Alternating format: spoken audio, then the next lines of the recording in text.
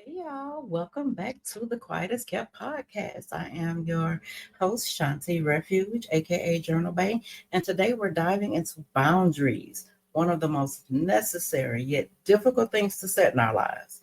And when I say our, I mean everybody. Boundaries aren't just about saying no, they're about protecting your peace, protecting your energy and mental well being. If you've ever felt drained by relationships, overwhelmed by obligations, or guilty for putting yourself first, this episode is for you. So, first, let's talk about boundaries. For years, I struggled with setting limits. I felt guilty whenever I said no, worried about disappointing others, and found myself constantly overextended. The result? Burnout, resentment, and feeling completely unseen. And I'll give you even more specific example.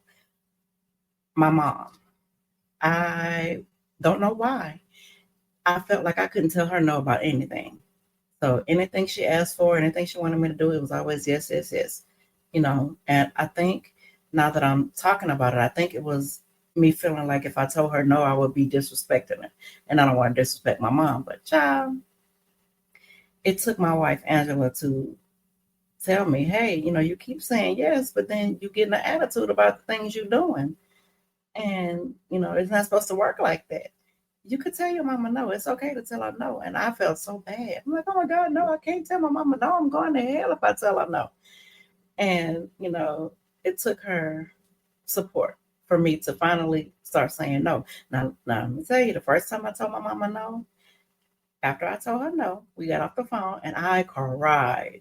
I did. I cried. I felt so bad. Oh my God, I told my mama, no, Lord, don't punish me. Don't strike me down. Because I really felt like I did something wrong. But after that first no, child, it was no after no after no. And it just rolls off my tongue like water. It was great. And I didn't find joy in telling her no. I found joy in standing up for myself and not feeling, weighed down or burdened or burnt out or resentful and not feeling unseen. So now if I don't want to do something, and it don't matter who it is, I put them boundaries out there. If it's a no, it's a no. I don't say no and then, just for the hell of it. I say no because it's a no. Or if I say yes, it's because it's something I want to do and not something I feel like I have to do because of the person asking. Hell no. If it's a no, it's a no, period. So, research from the American Psychological Association shows that people who struggle with boundaries experience higher levels of stress, anxiety, and even depression. Y'all can't see me, but I got my hands up because I was diagnosed with severe anxiety and depression. And it all made sense once I started my healing journey and setting boundaries. It made sense. And then doing research and learning because, we feel like that. We have those higher levels because when we don't set boundaries, we teach others that our needs don't matter. And that's exactly what I was doing. Neglecting and ignoring my needs to fulfill somebody else's. And I'm not just talking about my mom, I'm talking about anyone in my life, anyone I encounter, whether it's work, friendships, relationships, family, don't matter. So in my book, Quiet is Kept, I wrote about a time when I was constantly giving and giving until I had nothing left for myself. I had friendships that were one-sided, work obligations that drained me, and family members who expected me to be their emotional dumping ground. And I had to learn to set boundaries, and it was not easy, but it was absolutely necessary for my survival. Okay, so how do we start setting healthy boundaries? First, you need to identify where you feel drained. If a situation constantly leaves you exhausted, it's a sign that you need to establish a boundary. So think about that next encounter. If somebody's calling you, asking you for something, or if the phone rings and it's always that person and you see their name come up on the call ID and you roll your eyes. Come on now, it's time to set boundaries. Communicate your boundaries with confidence. I'm going to say that again. Communicate your boundaries with confidence. You don't owe anyone an apology for prioritizing yourself. You do not. So don't start your boundary communication with, I'm sorry, but I'm establishing this boundary. No. Set that boundary and do it with your chest.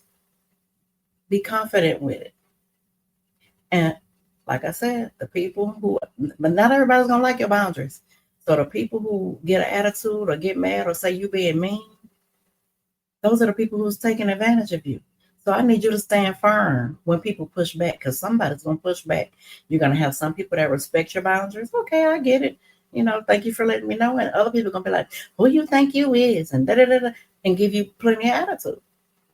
So yeah, some people will resist your boundaries, but you have to remember that protecting your peace is never up for debate. I don't care who it is. Your man, your girl, your mama, your kids, it don't matter. Stand firm on your boundaries. So I have 3 journaling prompts for you. So the first one is, where in my life do I feel emotionally drained? Answer that. Write it down. Let it flow freely. And then 2, what is one boundary I need to set today? Today. Just one. You probably have a million boundaries you need to set, but pick one just for today. And then the third prompt is, how do I feel when I say no? And where does that feeling come from? So I want you to think about that. When you say no, how do you feel?